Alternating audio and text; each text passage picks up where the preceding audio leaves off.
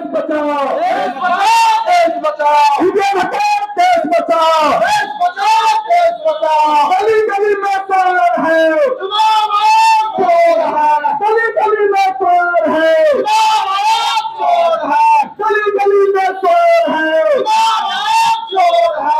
EVM हटाओ, देश बचाओ, देश बचाओ, देश बचाओ, ईवीएम हटाओ, देश बचाओ, देश बचाओ, देश बचाओ। तेरी बदनामी नहीं चलेगी, नहीं चलेगी, नहीं चलेगी। खगड़िया में है जहाँ पे ईवीएम को लेकर के यहाँ पे एक आंदोलन किया जा रहा है, तो आइए उन्हीं से जानने की कोशिश करते हैं कि किस प्रकार से और क्या सब ये जो आज जो आप लोग ईवीएम को लेकर के जो आज यहाँ पे एक आंदोलन कर रहे हैं, तो इसमें क्या कुछ आप लोग का कहना है और क्या मांग है?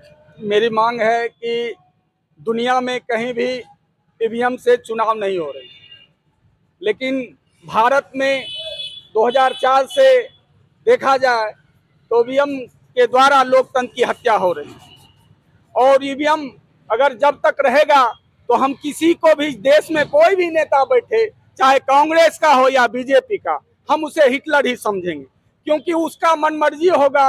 लोकतंत्र की हत्या, पंचवर्षीय जो आधार होता है चुनाव कराने का, वो नहीं होगा।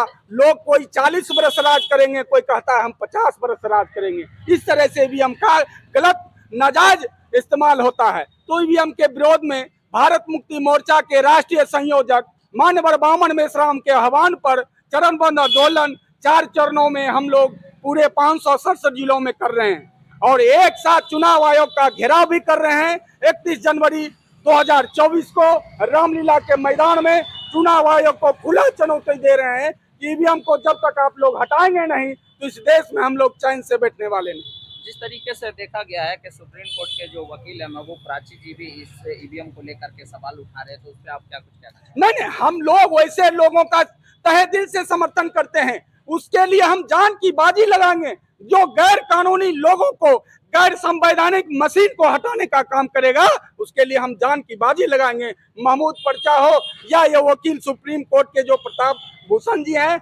वो उनके साथ हम पूरे देश में जो भी ईवीएम के विरोध में आएंगे, उनसे हम कंधा से कंधा मिला के इस देश के लोकतंत्र को बचाने का काम करेंगे। इस तरीके से भारतीय जनता पार्टी के जो कैंडिडेट है वो तो कहते हैं कि ईवीएम में किसी भी प्रकार का कोई मतलब कमी नहीं है। जब चुनाव आता है तो अक्सर जो है विपक्षी पार्टी जो है ईवीएम लेकर के सवाल खड़ा करता है, तो इस पर आप क्या कुछ कहें? आम जनता की बात छोड़िए और भाजपा की आम कार्यकर्ता की बात छोड़िए, एक बैरिस्टर सुब्रमण्यम स्वामी वो ईवीएम पर क्लेम किया और उन्होंने कहा कि ईवीएम बीजेपी का जो सुब्रमण्यम स्वामी है और उनके द्वारा ईवीएम के खिलाफ बात कही गई और चुनाव आयोग को भी नोटिस किया गया उनके द्वारा।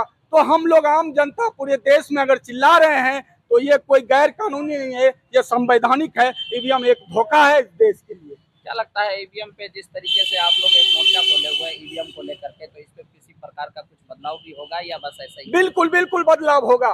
देखिए दुनिया, ये आपको बता देना चाहते हैं कि परिवर्तन सृष्टि का नियम, अगर उसने गलत किया तो सही भी होगा। अगर ईवीएम गलत है तो ईवीएम को हम हटा के रहेंगे, ये हमारे लिए सही होगा और देश के लिए सही होगा, देश के 132 करोड़ आबादी के लिए सही होगा। बहुत बहुत धन्यवाद। आप अपना शुभ नाम बताएंगे? मेरा नाम मोनी पासवान है, पूर्व प्रत्याशी लोकसभा खगड़िया।